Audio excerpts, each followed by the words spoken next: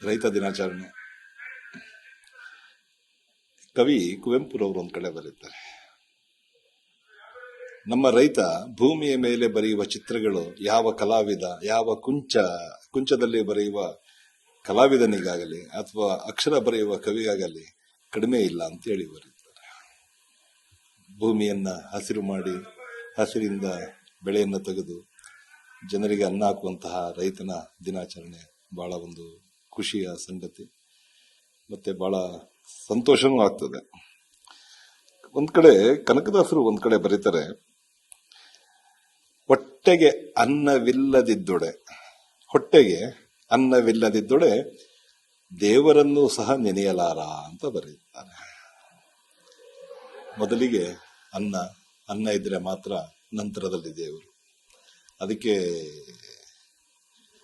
ಅನ್ನನೇ ದೇವರು ಅಂತ ಹೇಳಿ ಕರೆಯೋದು. ಆ ಅನ್ನವನ್ನ ಬೆಳೆಯುವಂತವ್ರು ಯಾರು? ರೈತರು ಮಾತ್ರ. ಅಂದ್ರೆ ಅನ್ನ ತಿಂದ ಮೇಲೆ ನಾವು ದೇವರನ್ನ ನೆನೆಸ್ತೇವೆ ಅಂತ ಹೇಳಿದ್ರೆ ಆ ದೇವರಿಗಿನ್ನ ದೊಡ್ಡ ವ್ಯಕ್ತಿ ಯಾರಂತ ಹೇಳಿದ್ರೆ ನನ್ನ ದೃಷ್ಟಿಯಲ್ಲಿ ರೈತ. ಅನ್ನವನ್ನ ಇಕ್ಕುವುದು, ನನ್ನಿಯನ್ನು ನುಡಿಯುವುದು ಅಂದ್ರೆ ಅನ್ನವನ್ನು ಇಕ್ಕುವಂಥದ್ದು, ನನ್ನಿಯನ್ನ ಸತ್ಯವನ್ನು ಹೇಳುವಂಥದ್ದು ರೈತನಲ್ಲಿ ಮಾತ್ರ ಜಾಸ್ತಿ ಆದ. ಎಲ್ಲದಕ್ಕಿಂತ ಮೀರಿ ರೈತನ ವ್ಯವಸ್ಥೆಗಳನ್ನು ನೋಡಿ. ರೈತ ಉಳುಮೆ ಮಾಡಿ ಬೀಜವನ್ನ ಬಿತ್ತನೆ ಮಾಡಬೇಕಾದ್ರೆ ತಾನು ಉಳುಮೆ ಮಾಡಿರತಕ್ಕಂಥ ಭೂಮಿಯ ಮೇಲೆ ಆತನಿಗೆ ನಂಬಿಕೆ ಇದೆ. ಬೀಜ ಹಾಕೋದು ನಂಬಿಕೆಯ ಮೇಲೆ. ಬೀಜ ಮೊಳೆತು ಗಿಡಗಳಾಗಿ ಆಚೆ ಬಂದಾಗ ಭರವಸೆ ಹುಡ್ತದೆ, ನಾಳೆ ಬರ್ತದೆ ನನಗೆ ಬೆಳೆ ಅಂತ. ಕಟಾವು ಮಾಡಿ ಬೆಳೆಗಳನ್ನು ಮನೆಗೆ ತಂದಾಗ ಅವನಲ್ಲಿ ಆ ಭೂಮಿಯ ಮೇಲೆ ಕೃತಜ್ಞತಾ ಮನೋಭಾವ ಮೂಡ್ತದೆ. ನಮ್ಮ ಜೀವನವೂ ಅಷ್ಟೇ ಇರೋದು. ನಮ್ಮ ಹೊಟ್ಟೆಯಲ್ಲಿ ಒಂದು ಮಗು ಹುಟ್ಟಿದ್ರೆ ಅದು ಮೊದಲಿಗೆ ನಂಬಿಕೆ, ನಂತರ ಅದು ಬೆಳೀತಾ ಇದ್ದಾಗ ಆ ಮಗುವಿನ ಮೇಲೆ ಭರವಸೆ, ಆ ಮಗು ಸಮಾಜದಲ್ಲಿ ಒಂದು ಉತ್ತಮ ಸ್ಥಾನ ತಗೊಂಡಾಗ ನಮಗೆ ಒಂದು ಕೃತಜ್ಞತಾ ಮನೋಭಾವ.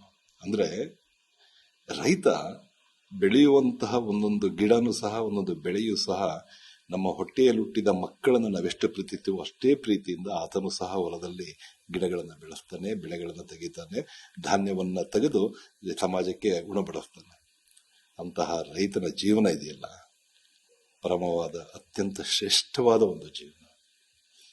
ಅದಕ್ಕೆ ಹೇಳ್ತಾರಲ್ಲ, ಶರಣರ ಸಂಸ್ಕೃತಿಯಲ್ಲಿ ಒಕ್ಕಲಿಗ ಮುದ್ದಯ್ಯ ಅಂತ ಒಬ್ಬ ಶರಣ ಬರ್ತಾನೆ.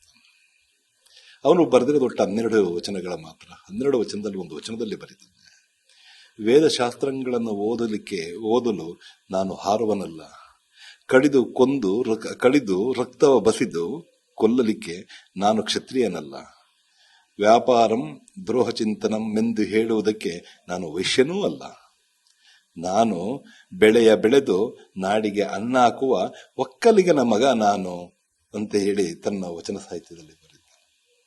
ಅಂದ್ರೆ ಅಷ್ಟು ಶ್ರೇಷ್ಠವಾದದ್ದು. ಯಾರಿಗೂ ಹರ್ಟು ಮಾಡಲ್ಲ, ಯಾರಿಗೂ ತೊಂದರೆ ಕೊಡಲ್ಲ.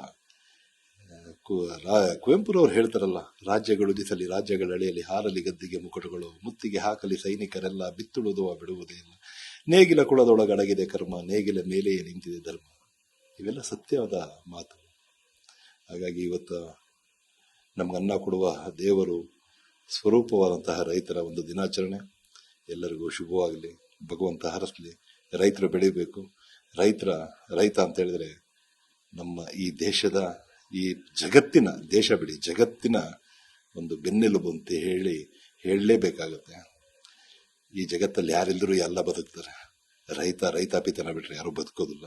ಹಾಗಾಗಿ ಅನ್ನ ಕೊಡುವ ದೇವರ ಒಂದು ದಿನಾಚರಣೆಯ ದಿನ ಅಂತ ಹೇಳಿದ್ರೆ ಅದು ಸಂತೋಷ ಮತ್ತು ಖುಷಿ. ಭಗವಂತ ಹರಸಲಿ, ರೈತರಿಗೆ ಶಕ್ತಿ ಕೊಡಲಿ, ರೈತ ಬೆಳೀಲಿ. ರೈತ ಬೆಳೆದ್ರೆ ಜಗತ್ತು ಬೆಳೀತದೆ, ದೇಶ ಬೆಳೀತದೆ, ನಾವು ಬೆಳೀತೇವೆ. ದೇವರು ಒಳ್ಳೇದು ಮಾಡಲಿ. Thank you. ಯಾರಾಗ್ತಾರೆ ಎಂಎಲ್ಎ ಅಭ್ಯರ್ಥಿ 2028 ಶೀಘ್ರದಲ್ಲೇ. ಪ್ರತಿದಿನ ಒಂದೊಂದು ಕ್ಷೇತ್ರದ ಟಿಕೆಟ್ ಆಕಾಂಕ್ಷಿಗಳ ಸಂಪೂರ್ಣ ಮಾಹಿತಿ ಪೊಲಿಟಿಕಲ್ ಜರ್ನಲಿಸ್ಟ್ KM ಶಿವಕುಮಾರ್ ಅವರಿಂದ. ಕರ್ನಾಟಕದ ನಂಬರ್ 1 ಡಿಜಿಟಲ್ ಮೀಡಿಯಾ ನಿಮ್ಮ ನೆಚ್ಚಿನ ಕರ್ನಾಟಕ ಟಿವಿಯಲ್ಲಿ ಮಾತ್ರ.